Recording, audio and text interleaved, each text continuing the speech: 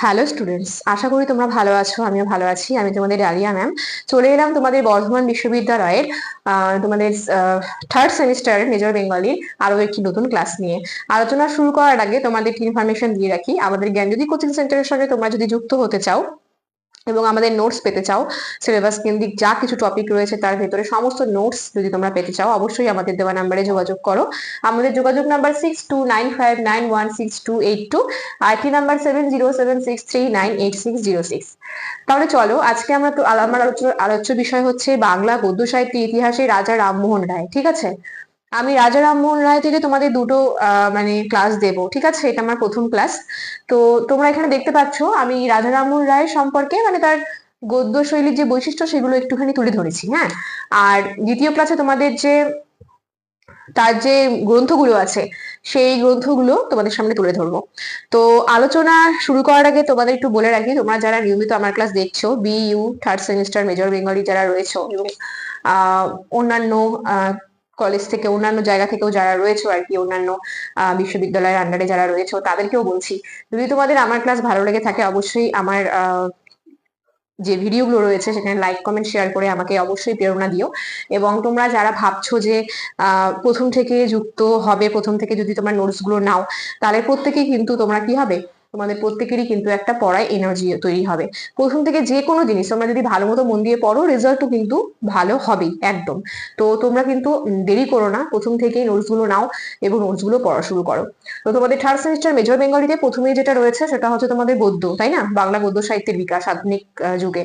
তো এই আধুনিক যুগে বাংলা গদ্য সাহিত্যের ইতিহাস থেকে তোমাদের মোটামুটি আমি এর আগের ক্লাসে বেশ কয়েকটা ক্লাস দিয়েছি, যেরকম তোমাদের ধরে রাখো যে ঈশ্বরচন্দ্র বিদ্যাসাগরের অবদান, সাময়িক পত্র, এদিকে ফোর্ট উইলিয়াম কলেজের অবদান, লেখক গোষ্ঠীর অবদান। অবশ্যই ক্লাসগুলো দেখবে এবং কেমন লাগলো আমাকে কমেন্ট বক্সে জানাবে।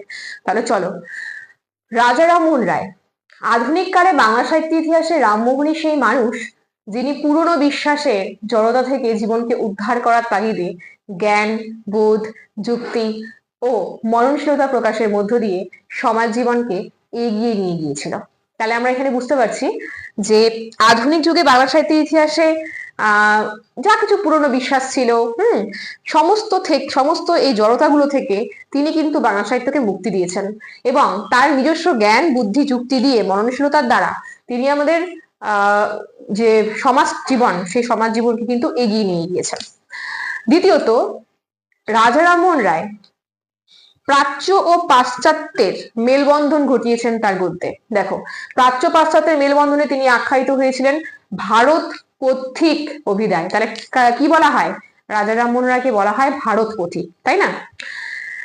বাংলা গদ্যের সূচনা লগ্নে মানে একদম বাংলা গদ্যের যখন সূচনা হয় সেই সময় আত্মপ্রত্যয়, আধুনিক যুক্তিবাদ, বিজ্ঞান মনস্কতা এবং উদার মানবতাবোধ নিয়ে রামমোহন তার সাহিত্য, সমাজ ও জীবনমুখী তাৎপর্যকে বড় করে তুলেছিলেন।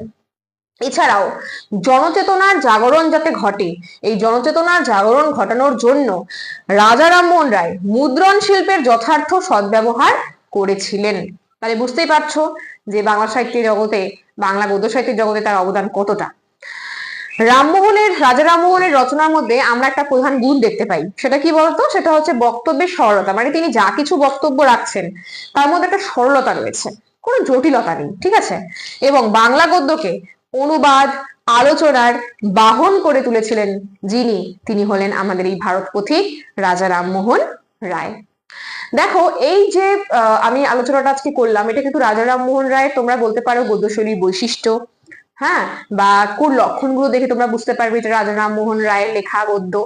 এই হচ্ছে তার বৈশিষ্ট্যগুলো। ঠিক আছে, গদ্যের বৈশিষ্ট্যগুলো কি কি রয়েছে, তার গদ্যগুলোর মধ্যে কি কি রয়েছে, কি কি উপাদান রয়েছে, কি নিয়ে তিনি সৃষ্টি করেছেন, সেগুলো আলোচনা করলাম। তার কোনো গদ্য বা কোন রকম রচনার বা গ্রন্থের নাম কিন্তু আমি আজকে ক্লাসে বলিনি। পরবর্তী ক্লাসে তোমাদের আমি এই রাজা রামমোহন রায়ের যে গ্রন্থগুলো রয়েছে সেগুলো সুন্দরভাবে ভাগ করে করে বুঝিয়ে দেব। তো আজকে আমার ক্লাস এত পর্যন্তই। যারা নিয়মিত আমার ক্লাস দেখছো, যদি আমার ক্লাস তোমাদের ভালো লেগে থাকে অবশ্যই একটা লাইক, কমেন্ট, শেয়ার করে আমার পাশে থেকো। এবং যে চ্যানেল থেকে ভিডিওটি দেখছো চ্যানেলটি অবশ্যই সাবস্ক্রাইব করে পাশে থাকা বেল আইকন প্রেস করে নোটিফিকেশন অল করে রাখো। তবেই আমাদের এই ছোট্ট ছোট্ট সৃষ্টিগুলো, এই ছোট ছোট যে ভিডিওগুলো রয়েছে যেগুলো তোমাদের জন্য করছি প্রতিদিন, সেগুলো তোমাদের কাছে পৌঁছে যাবে। তাহলে আজকের ক্লাস এত পর্যন্তই। দেখা হচ্ছে নেক্সট ক্লাসে আরো একটি নতুন ভিডিও নিয়ে। সুস্থ থাকো, ভালো থাকো, আমাদের চ্যানেলকে ভালোবেসে অবশ্যই আমাদের সাথে থাকো। ধন্যবাদ।